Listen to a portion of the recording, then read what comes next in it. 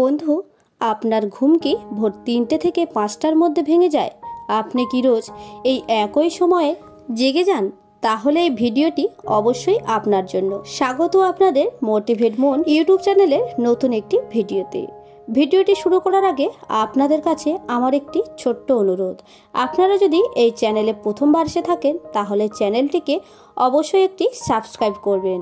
আমাদের শাস্ত্রে এমন ব্যক্তিদের সম্বন্ধে খুবই রহস্যময় তথ্য দেওয়া আছে যা প্রত্যেকটি ব্যক্তির অবশ্যই জেনে নেওয়া প্রয়োজন।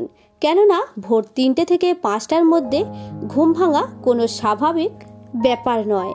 এটা এক প্রকার ঈশ্বরের সংকেত মনে করা হয়। যদি এটিকে আপনি আপনার একটি অভ্যাস বলে মনে করেন তাহলে আপনি ভুল ভাবছেন। এটি আপনার কোনো অভ্যাস নয়, বরং এটির পিছনে অনেক বড় একটি রহস্য লুকিয়ে রয়েছে। বৈজ্ঞানিক দৃষ্টিভঙ্গি দিয়ে দেখলে ভোর ৩টে থেকে ৫টার মধ্যে ঘুম ভাঙার অনেক উপকারিতা রয়েছে। আপনার অজান্তে এমন কিছু ঘটনা আপনার সঙ্গে ঘটছে যা আপনি কল্পনাও করতে পারবেন না। বন্ধুরা, আপনারা হয়তো আপনাদের জীবনে ঘটে চলা এই পরিবর্তনের দিকে নজর দিচ্ছে না, কিন্তু আপনার আত্মা ও আপনার অন্তর ও মন জানে আপনার সঙ্গে কিছু অবাক করা ঘটনা ঘটছে, যা আপনার এগিয়ে চলা ভবিষ্যতের সংকেত আপনাকে দিচ্ছে। বন্ধুরা, কিছু মানুষ তো এমনও আছে যারা চাইলেও ভোরে উঠতে পারে না। সে অ্যালার্মের সাহায্য নিক বা কোনো ব্যক্তির সাহায্য, তারা কিছুতেই ভোরে ঘুম থেকে উঠতে পারে না। কিন্তু কিছু লোক এমন আছে যাদের জাগানো কারোর প্রয়োজন হয় না, তাদের ঘুম কারোর সাহায্য ছাড়া নিজে থেকেই ভেঙে যায়। শাস্ত্র মতে এরকম হওয়াটা ঈশ্বরের সংকেত বলে মনে করা হয়। তবে এমন সংকেত কিছু মানুষকে ভগবান দিয়ে থাকে, এবং এই সংকেতগুলো পাওয়ার পিছনে কি কারণ রয়েছে চলুন আজকের এই ভিডিওর মাধ্যমে জেনে নেওয়া যাক। বন্ধুরা, ভোর ৩টে থেকে মধ্যের সময় খুবই গুরুত্বপূর্ণ হয়। এই সময়কে শাস্ত্রে ব্রহ্ম মুহূর্ত বলা হয়েছে। এটিকে মুহূর্ত বলার কারণ এই সময়টি খুবই শুভ হয়। দিন এবং রাত্রির মধ্যে সকল প্রহরের মধ্যে সবচেয়ে গুরুত্বপূর্ণ সময় বলে মনে করা হয়। প্রাচীনকাল থেকে মুনি ঋষিরা এই সময় জাগতেন, স্নান তথা জপ আদি কর্ম করতেন। ভগবান শ্রীকৃষ্ণ এই সময়কে জাগার জন্য সবচেয়ে গুরুত্বপূর্ণ সময় এবং শুভ সময় বলেছেন। ভগবান শ্রীকৃষ্ণ অর্জুনকে গীতার জ্ঞান দিয়েছিলেন তথা যুধিষ্ঠিরকে অনেক গুরুত্বপূর্ণ তথ্য জানিয়েছিলেন। এই উপদেশের মধ্যে এটিও ছিল যে ব্রহ্ম মুহূর্তে জাগার জন্য সবথেকে শুভ সময়।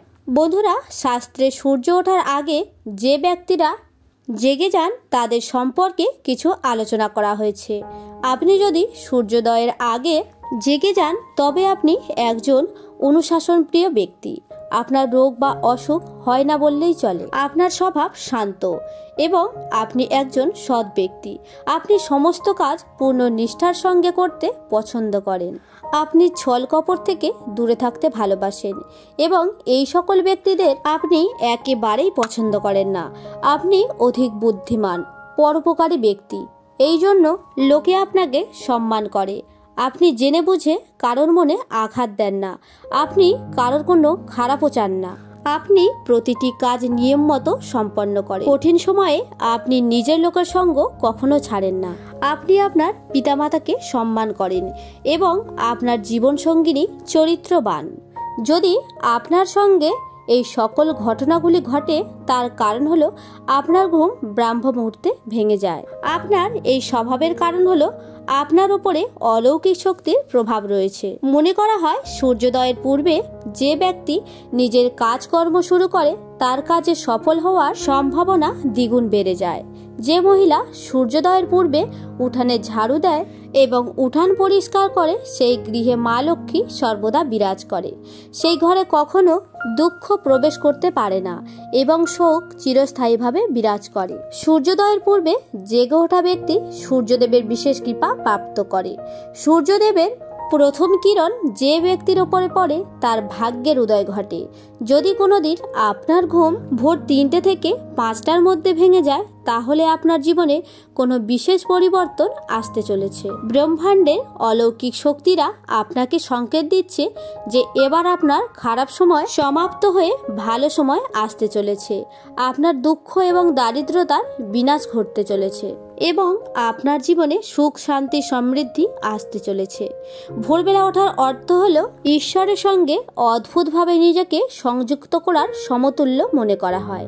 এই সময় দিব্য শক্তি তার চরম বিন্দুতে পৌঁছে যায় এবং মানুষকে এমন সংকেত দেয় যে তার জন্ম কোনো বড় কার্য করার জন্য হয়েছে এমনটা মনে করা হয়। যদি কোনো ব্যক্তির ঘুম মন্দিরের ঘণ্টার আওয়াজে বা ঈশ্বরের গান শুনে অথবা শঙ্খের আওয়াজে ভেঙে যায়, তবে তার জীবনে ঈশ্বরের বিশেষ আশীর্বাদ আছে। যাতে গৃহের সামনে সকাল সকাল গোমাতা আসে, তাদের ভাগ্য অত্যন্ত গৌরবশালী হয়। মনের একাগ্রতার সঙ্গে এই সময় ঈশ্বরের চিন্তা করলে বড় বড় পাপ থেকে মুক্তি পাওয়া যায়। পদ্মপুরাণ অনুসারে একটি মানুষকে জন্ম নিতে গেলে 84 লক্ষ যোনি পেরিয়ে তারপর মনুষ্য জন্ম লাভ করতে হয় এবং মনুষ্যজনিতে জন্মগ্রহণ করার পর সে যদি কোনো পুণ্যকর্ম না করে তবে তাকে আবারও 84 লক্ষ জনের চক্র পার করতে হয়। যতক্ষণ না সে ঈশ্বরের কৃপা লাভ করবে ততক্ষণ এই চক্র চলতেই থাকে। এই মানব জন্মের অর্থ হলো নিজের কর্মের দ্বারা মোক্ষ প্রাপ্তি করা, কিন্তু মানুষ এই সংসারে ভৌতিক সুখ প্রাপ্ত করার জন্য এত ব্যস্ত হয়ে যায় যে তার ঈশ্বরের প্রতি কর্তব্য দায়িত্ব ভুলে যায়। বন্ধুরা, আপনার যদি ভোর 3টে থেকে 5টার মধ্যে জেগে যান তাহলে কিছুক্ষণ নিজের ইষ্ট দেবতাকে অবশ্যই ধ্যান করবেন। তো বন্ধুরা, ভিডিওটি এখানেই শেষ করছি।